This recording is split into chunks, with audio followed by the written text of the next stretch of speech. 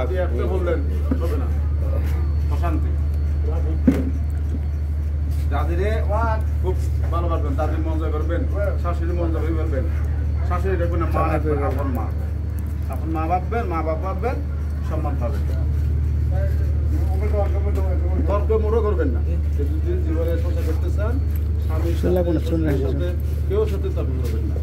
একটু বকা দিবে, রাগ করবে, নতুন আসতে নতুন জায়গায় ওদের সাথে মিলবে না, নিচের দিকে তাকাবে। ইনশাআল্লাহ সুন্দরভাবে সম্মানের সহিত সংসার করতে হবে। স্বামী আসছে, স্বামীর একটু পানি দেন, একটু বসার জায়গা দেন, তার না তাহলে একটু বাতাস দেন, হ্যাঁ, কাপড়টা গোলা করে দিবেন।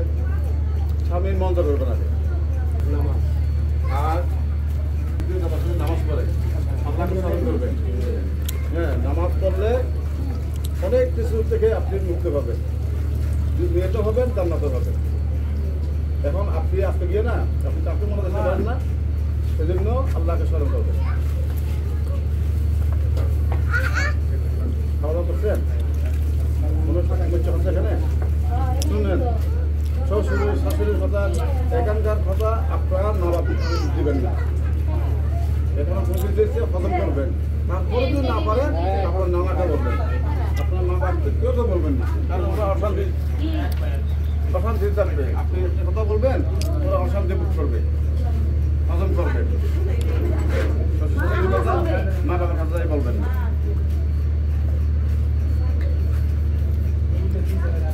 কোনো সমস্যা হয়েছে আপনি নানাকে বলবেন, নানা আমার একটু থেকে সমস্যা হচ্ছে, নানার সমাধান করে দেবেন। কিন্তু আপনি মা বাপ করে তাই বলবেন না। শ্বশুর শাশুড়ির সাথে কখনো খারাপ ব্যবহার করবেন না, কখনো না। দাদার সাথে মাস্টারি করবেন, দাদার সাথে মাস্টারি করবেন। হ্যাঁ, দাদারা নিয়ে হাঁটবেন। দাদা তো আমি তো মানে প্রতিদিনের খবর প্রতিদিন বুঝতে পারবেন। আপনি খুশি ভাই? হ্যাঁ, খুব ভালো। হ্যাঁ, আদর করে ইনশাআল্লাহ সামনে থাকতে পারবেন। এই নাতি, এখানে দাঁড়ানোর ছবি নেই। কি মন খারাপ? নাতির ভাই খুশি? হ্যাঁ, খুশি না? আর খুশি বলছিস না? চলো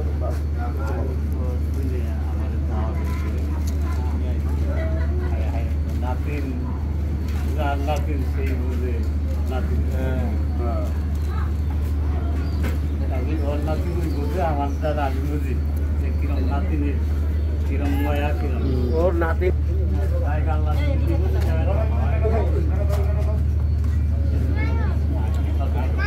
যাও যাও